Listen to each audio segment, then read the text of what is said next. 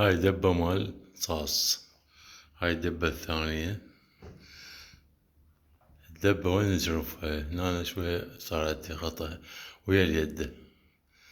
الجرف يصير من هنا لهنا، يعني مو هيج من هنا لهنا. نقلبها ونشوف حتى وين يصير. هسه وين جاي هو؟ هسه جاي ويا الحافة هاي، لازم هنا بهالمكان. هنا شو نسوي؟ شلون نقيس هاي المربعات؟ أول شي قبل المربعات الفتحات، هذا القص، هذا الكنر، أول كنر اللي هو وينه؟ هذا ثاني كنر، هذا واحد.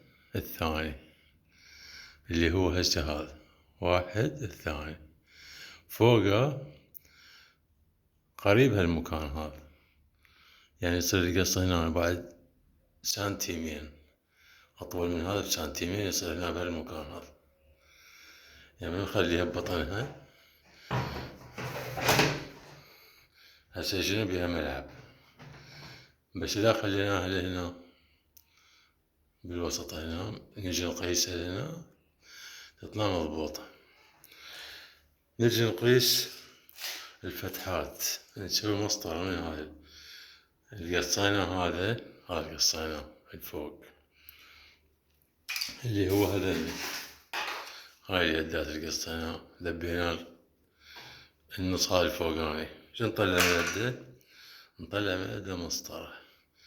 هاي المسطرة شو تطلع لنا؟ تطلع لنا هذا 8 سنتي، من هنا لهنا 8، تقيس النهاية. وهذا الطول، هذا الطول تقيس لنا هاي الفتحة. هيج القص يصير ويا حافة الكنر. شو يصير عندي؟ 11 أو 10، 11 ب8، 11 ب8. أول دنق نسويهن بالخط هذا اللي مالت الدبة، يعني نخلي الدنقة بوسط الخط، واحدة منا والثانية منا هذا الثاني. شو يصير عندي؟ 8، 10 ب8، 10 ب8، 10 ب8 اللي هم الخط، 10 ب8. نجي نترسها ماي. هسه احنا نترسها ماي، ترسناها ماي، نقفل القبق مالتها.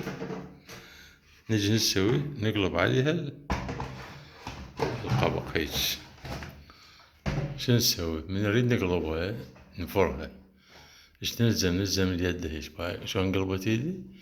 نلزم اليد هيج. هسه هيج، وايدنا من جوا الثانية نقلبها. هسه هاي هسه يبيها ملعب. شوف بس من كانت من هنا لهنا قاصة هاي، اللي هو كان هذا من عندها من ضمنها، هو كان هنا. قصيت هنا شوية صارت راخي، كانت لهنا مضبوبة كلش. فهو هذا القياس. هاي سهلة، طور مال ماء مال طيور، تحوير. نرجعها حتى يشوفها مبينة.